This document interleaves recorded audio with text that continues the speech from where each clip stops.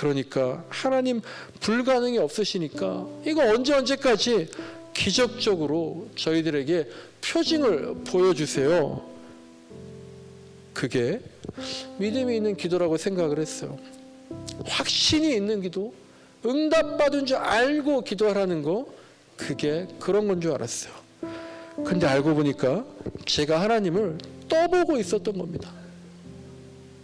하나님께 영광 돌릴게요. 그러니까 이뤄주세요. 하나님과 흥정을 하고 빨리 가져다 놓으라고 하나님을 재촉했던 거예요. 제가 감히 하나님을 시험하고 있었던 겁니다. 그런데 오늘 예수님 말씀 보니까 주 너의 하나님을 시험하지 말라라고 말씀하세요. 그러고 보니까 저야말로 하나님을 떠보고 하나님을 시험하던 그 악마가 바로 나였구나, 이런 생각이 들었습니다.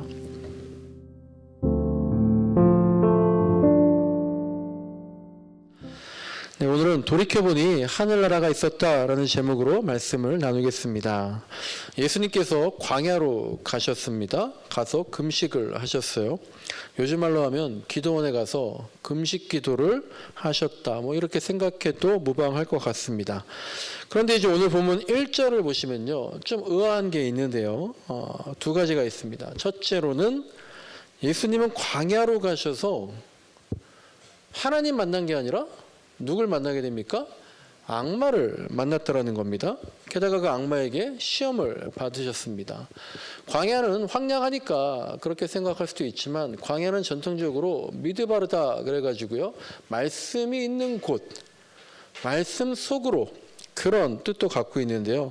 그러니까 광야로 나간다라는 거는요, 기도원으로 간다는 건요, 말씀 속으로 빠져들겠다라는 것이고요, 말씀에만 귀 기울이겠다라는 것이고요, 하나님의 음성에 나를 곤두세워서 하나님만 그 광야에서 만나고 오겠다라는 의미가 있는 거거든요.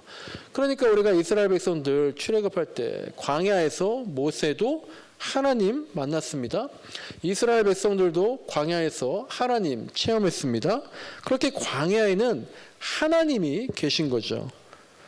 그런데 모세나 이스라엘 백성들 모두가 그 하나님 만난 광야에서, 하나님이 계신 그곳에서 또한 동시에 어떤 일이 있었습니까? 시험에 걸려서 넘어지게 되는 거죠. 아담과 하와도 마찬가지입니다. 에덴 동산에서 아담과 하와는요, 하나님이랑 아예 같이 함께 있었습니다.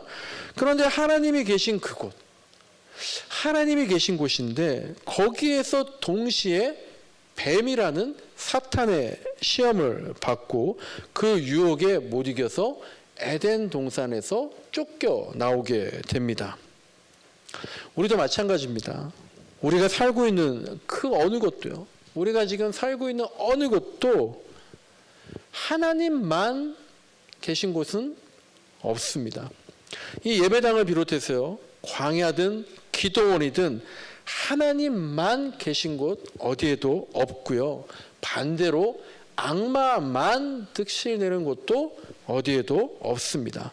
바울이 고백했듯이요, 내 마음조차도요, 우리 삶의 자리에는 항상 선과 악이 같이 있다라는 겁니다. 그래서 우리는 항상 그렇진 못하겠지만 조금이라도 더 어떻게 하는 겁니까? 악하게 살기보다는 선하게 살기 위해서 노력을 하는 거고요. 나의 노력으로 다 안 되니까 어디에 의지합니까?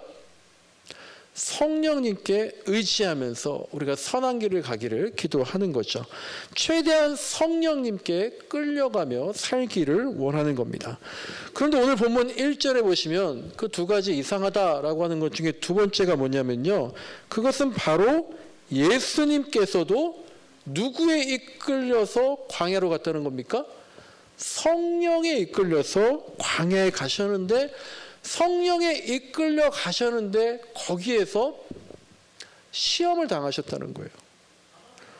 우리는 어떻습니까? 성령에 이끌려서 시험을 피하려고 하거나 성령에 이끌려서 시험을 이기려고 하는데, 예수님은 성령에 이끌리셔서 시험을 받게 됐다라는 거예요. 성령님이 예수님을 시험을 받도록 광야로 몰아내셨다는 겁니다. 이런 생각이 들었습니다. 제가 기도원에 갔는데요. 힘든 마음을 가지고 성령님이 나를 좀 이끌어 달라고, 문제를 해결해 달라고, 응답해 달라고 그런 마음으로 기도원에 갔는데요. 그렇게 힘든 상황으로 몰아붙이신 것이 바로 다름 아닌 성령님이셨구나. 성령님이 저를 이끌어서, 성령님이 저를 내몰아서 어려운 상대인 악마를 만나게 하신 거구나. 성령님이 나를 이끄신다? 그러면 내가 살 것이다? 성령님이 나를 이끌어서 내가 살아나야지. 그런 꽃길이 있기 전에 그 앞에는 가시밭길이 있을 수도 있다라는 거예요. 성령님이 이끄시는데, 그래서 따라갔는데 고난길을 만날 수 있다는 겁니다. 나는요, 여러분은요, 우리는 그 고난길을 일단 무조건 어떠면 좋겠어요? 피하면 좋겠죠. 성령님께서는 나를 고난 가운데로도, 시험 가운데로도 몰아 넣으신다라는 거예요. 그래서 그 고난길, 그 시험장을 통과할 때 그때야 비로소 성령 충만함을 얻을 수 있다라는 겁니다. 그러니까 성령의 인도하시며 모든 문제를 해결해 준다? 그렇죠. 그런데 그것뿐만 아니라 오히려 성령에 이끌려서 나갔더니 사단을 만나서, 하나님의 뜻인 줄 알고 갔더니 사단을 만나서 시험을 당할 수도 있다는 것이고요. 거기서 오히려 무너질 수도 있다는 것이고요. 그러니까 우리가 때때로 욥과 마찬가지로 더 헷갈리고 더 허무하고 탄식만 나올 때도 있다는 겁니다. 저와 아내가요, 지금도 어떻게 하나님이 이끄시는 건가 참 기도하면서도 기대가 되기도 하고 힘들기도 하고 막 그런데, 지난 8월 달에 이제 한 3일 동안 금식 기도를 했잖아요. 그때 성령님이 이끄심을 믿고 금식 기도로 나아가자 했는데, 그 금식 기도가 끝난 다음에 참 많은 은혜를 받았는데, 그래서 모든 게 잘 될 줄 알았는데, 그 이후로 지금 2달 가까이 개인적으로 되게 이렇게 힘든 일이 계속 터지나 정신이 없더라고요. 그러니까 성령님이 이끄셔서 3일 금식 기도로 내몰렸어요. 그리고 개척할 때도요, 3일 금식 기도하고 몇 달 지나지 않아서 하나님께서 놀라운 응답을 주셨어요. 그러니까 이번에 또 금식하고 예전보다 훨씬 더 많이 기도하고 그러고 있는데, 오히려 그 기도의 자리에서 시험거리를 만나서 더 혼동되고 헷갈릴 수 있더라라는 겁니다. 한편으로는 다행이죠. 기도하면서 만난 거니까. 그리고 이제 그 시험의 과정, 연단과 시련의 과정이 언제 해결됩니까? 우리들의 시련 언제 해결됩니까? 여러분의 계획들, 꿈들 언제 이루어집니까? 그걸 우리는 아무도 모르기 때문에 우리는 항상 빨리 해결해 달라고 그렇게 기도하니까, 기도원에 가니까 기도 인도하시는 목사님들이 계속 그래요. 빨리 응답 주옵소서, 빨리 응답 주옵소서. 근데 이제 정말 간절하니까 그런 거죠. 그런데 하나님의 시간표는 우리와 다를 수 있기 때문에 그 연단의 시간이 우리가 힘든 거죠. 내일 모레 될 겁니다. 한 달 뒤면 될 겁니다. 이번에 될 겁니다. 그렇게 다 안다면 연단이 아닌 거죠. 그래서 성경을 보면 항상 시편에 계속 그런 말이 나옵니다. 어느 때까지입니까 주님? 언제까지입니까 주님? 우리 가정의 문제, 우리 자녀의 문제, 우리 미래의 문제 언제까지입니까? 차라리 죽는 게 낫겠습니다. 이런 고백들이 계속 있는 것 같습니다. 큐티를 하는데요, 이런 간증이 나오더라고요. 약간 길지만 한번 읽어드릴 텐데요. 정말 큐티에는요, 극한 상황으로 몰려간 간증들이 너무 많더라고요. 근데 이분 참 제가 너무 기구해요. 한번 들어보세요. 남자분인데요. 저는 재혼 후에 바로 실직했습니다. 그러다가 친구와 동업했으나 그마저 잘 되지 않았습니다. 이후 경제적 가장이 된 아내와 갈등이 심해졌습니다. 그런 가운데 저는 아버지의 원조를 받아서 공장을 짓고 제조업을 시작했습니다. 신앙생활에도 나름 열심을 냈습니다. 율법을 철저히 지키느라 접대 가능 같은 거 따르지 않고 정직하게 사업을 했습니다. 그러면 하나님이 반드시 성공시켜 주실 것이라고 믿었습니다. 하지만 사업은 4년도 안 되어서 망했습니다. 하나님 말씀을 잘 지켜서 성공한 모습을 보여주고 싶었는데 조롱받는 꼴이 되니까 자존심이 상했습니다. 특히 아내와 아버지에게 금전적으로 큰 피해를 안긴 것 때문에 마음이 힘들었습니다. 남은 날들을 고생과 슬픔, 부끄러움으로 보내야 하는 것이 싫어서 죽고만 싶었습니다. 이런 저의 열등감과 피해의식 때문에 부부 갈등도 더욱 심해져서 결국 이혼 위기에까지 이르렀습니다. 그러다가 저는 아내의 제안으로 큐티를 하게 되었습니다. 구속사적으로 말씀 묵상하면서 제 죄가 조금씩 깨달아졌습니다. 그리고 저의 모든 환경이 서서히 말씀으로 해석되었습니다. 사업을 시작하면서 하나님 나라를 확장하는데 쓰임받게 해달라고 기도했지만 사실 저의 목적은 성공과 행복에 있었습니다.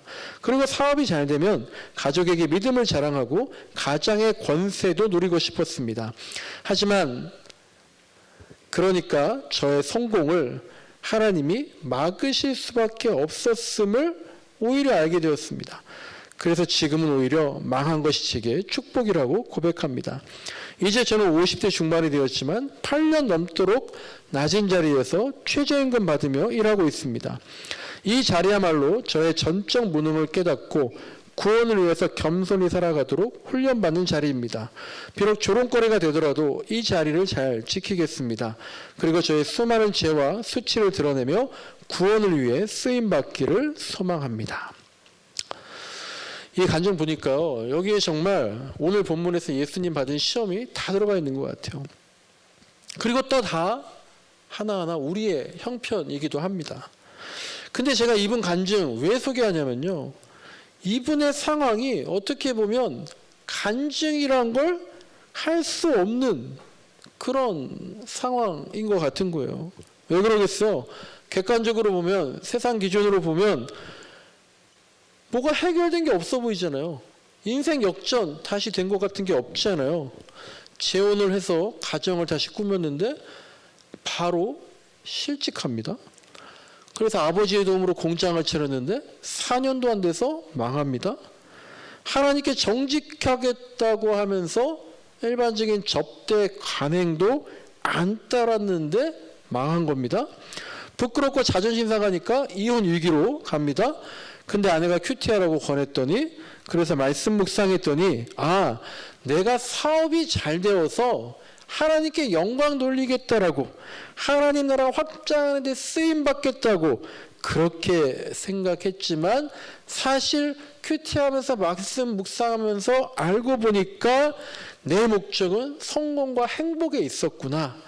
그걸 깨닫고 회개하고 오히려 망한 게 축복이다라고 고백을 합니다. 그러면 보통 간증은 그렇게 참회하고 고백했더니 하나님이 다시 복을 주셔서 욥과 같이 그 이전보다 2배의 축복을 받았습니다. 이렇게 끝날 법한데 이분 간증의 결론은 뭐예요? 지금까지 8년 동안 계속 최저임금 받으면서 일하고 있다는 거예요. 그런데 바로 그 최저임금 받는 자리가 나의 전적 무능을 깨닫고 비록 조롱거리가 되더라도 구원을 위해서 겸손히 살아가는 훈련받은 자리다. 이걸 이분이 고백하고 간증하고 있는 겁니다. 이게 바로 예수님 받으신 첫 번째 시험. 이 돌들을 빵으로 만들어봐라. 악마가 그렇게 유혹했을 때 사람이 빵으로만 사는 게 아니라 하나님의 말씀으로 사는 것이다. 이렇게 대답하신 것의 의미인 것 같아요. 그 첫 번째 시험 2절과 3절 보시면요, 예수님이 시험 문제를 하나 받으시잖아요. 근데 예수님이 지금 40일을 금식하셔가지고요, 영적으로는 충만하셨겠지만 육적으로는 굉장히 시장하시는 상태입니다. 예수님도 그렇고요, 우리도 그렇고요, 우리는 모두 영과 육을 둘 다 가진 인간입니다. 그래서 우리가 늘 그 둘 사이에 있는 불균형을 경험하고 사단은 우리의 약한 부분을 치는 거죠. 그러니까 영이 충만해 있으면요, 욥에게 하신 것처럼 육신과 가정과 물질의 문제를 건드리고요.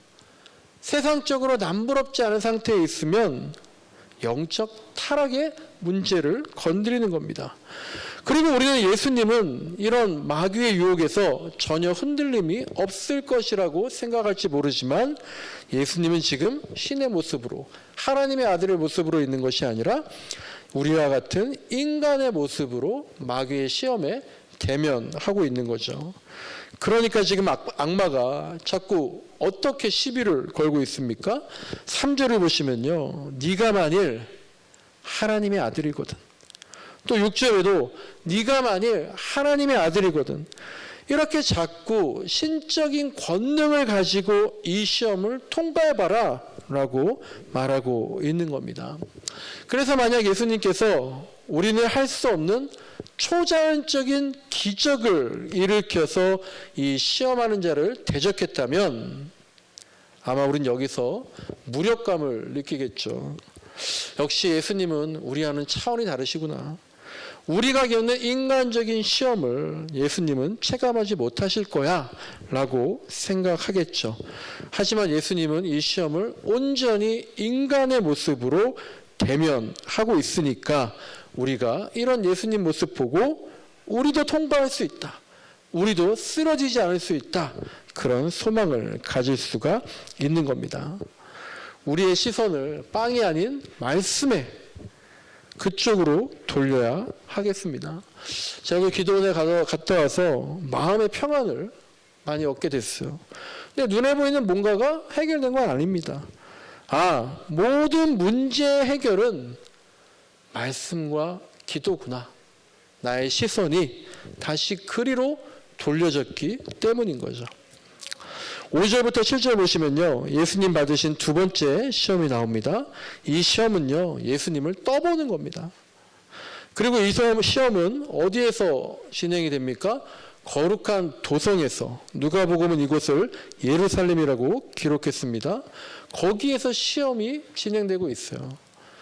교회다, 성전이다, 예배당이다, 그런 거룩한 곳에서도 우리가 예수님을 떠보는 그런 유혹을 받을 때가 있다라는 겁니다. 악마가 말합니다. 네가 하나님의 아들이거든 뛰어내려 봐라. 그러면서 하는 말이, 하나님의 천사가, 하나님이 천사를 시키셔서 너를 떨어지지 않게 하지 않겠느냐, 네가 하나님의 아들이라며, 이렇게 얘기하고 있는 겁니다. 우리도 이렇게 하나님을 떠볼 때가 있는 것 같아요. 하나님, 믿으면 된다면서요. 기도하면 된다면서요. 더 열심히 헌신하고 순종하면 된다면서요. 그러니까 이렇게 해주세요. 이렇게 해놓으세요. 그것도 빨리, 늦어도 언제까지는 하나님 이렇게 만들어 놔주세요. 제가 그렇게 하나님 떠보면서 기도를 해왔더라고요. 제가 연초부터 여러분들을 위해서 기도하면서, 하나님, 이분의 자녀가 굉장히 아픕니다. 긍휼을 베풀어 주세요. 하나님의 뜻과 때를 알려주세요. 이렇게 기도한 게 아니라, 하나님, 이분의 자녀가 지금 굉장히 괴로워하고 있습니다. 부모님들도 간절히 기도하고 있습니다. 그러니까 주님, 이렇게 해놓으세요. 언제까지 주님 이 문제 반드시 해결해 놓으세요. 그러면 우리가 하나님께 영광 돌릴 수 있는 거 아닙니까? 누이 좋고 매부 좋은 거 아닙니까? 지금 저분들의 상황은 기적이 아니면 어떻게 해결할 수가 없어요. 하나님, 기적은 하나님의 소관이잖아요. 그러니까 하나님 불가능이 없으시니까 이거 언제까지 기적적으로 저희들에게 표징을 보여주세요. 그게 믿음이 있는 기도라고 생각을 했어요. 확신이 있는 기도, 응답받은 줄 알고 기도하라는 거, 그게 그런 건 줄 알았어요. 근데 알고 보니까 제가 하나님을 떠보고 있었던 겁니다. 하나님께 영광 돌릴게요. 그러니까 이루어주세요. 하나님과 흥정을 하고 빨리 가져다 놓으라고 하나님을 재촉했던 거예요. 제가 감히 하나님을 시험하고 있었던 겁니다. 그런데 오늘 예수님 말씀 보니까 주 너의 하나님을 시험하지 말라라고 말씀하세요.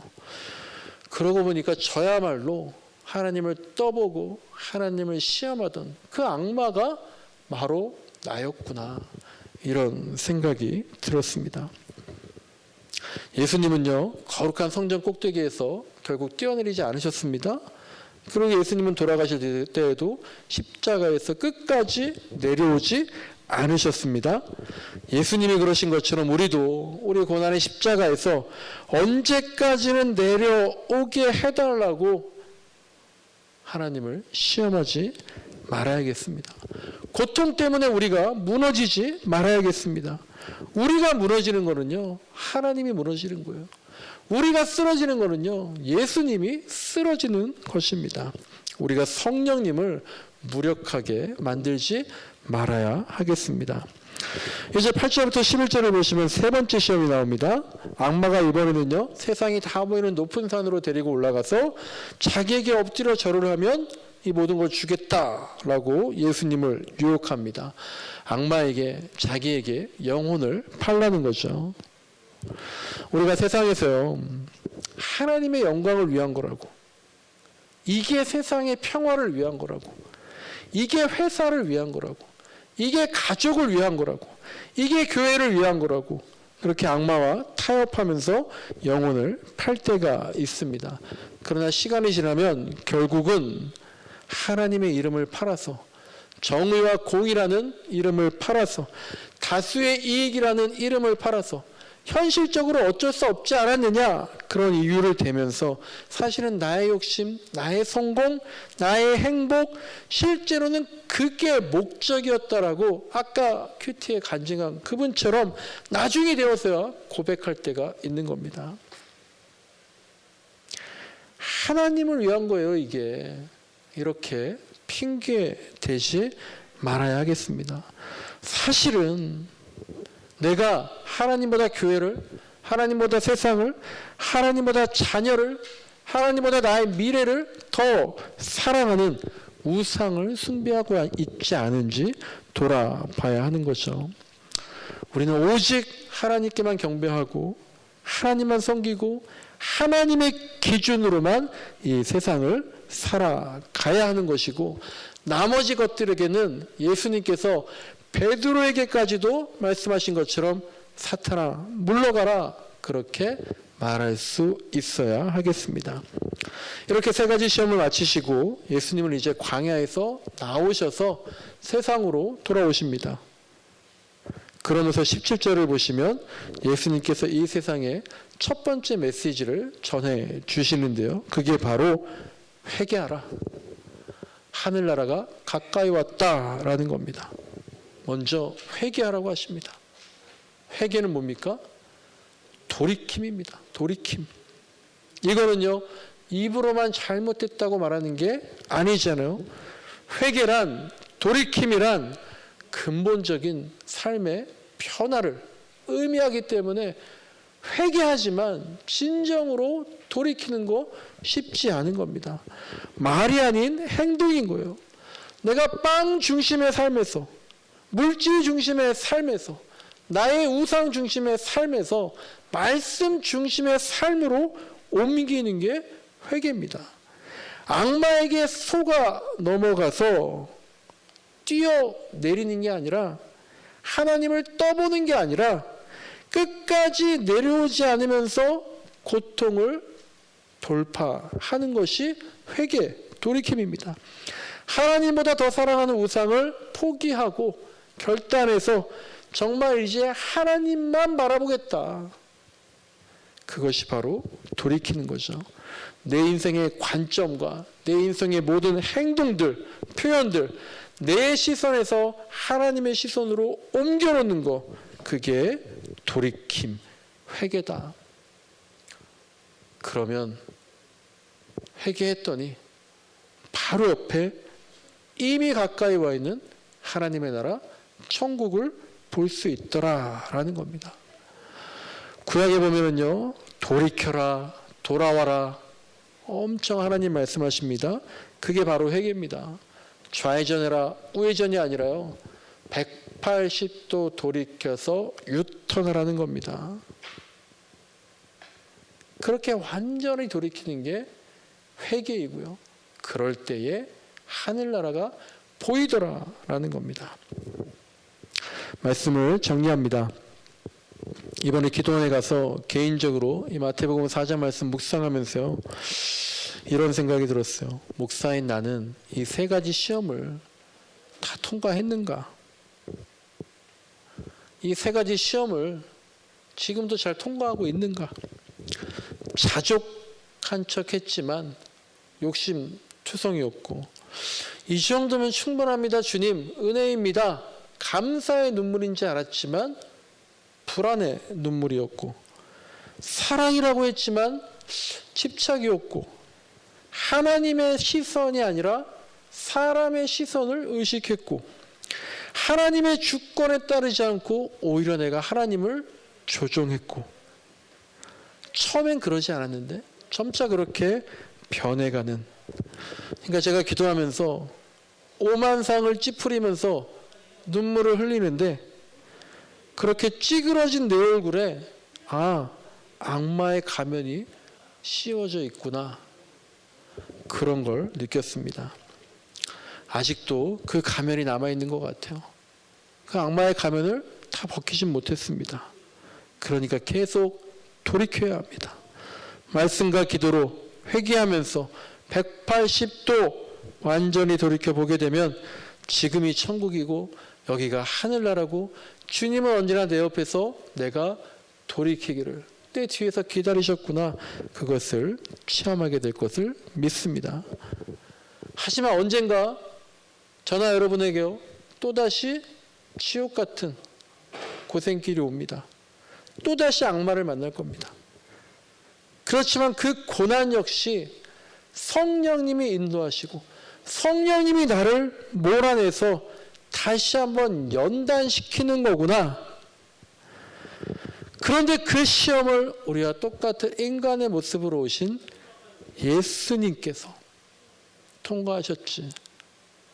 우리의 모든 마음을 아시는 예수님을 의지하면서 이겨나가서 성령의 충만함을 느끼는, 그래서 또 다시 돌이켜보니 여전히 하늘나라는 항상 내 옆에 있었구나, 그런 고백이 이어지는 저와 여러분의 삶이 되기를 간절히 소망합니다.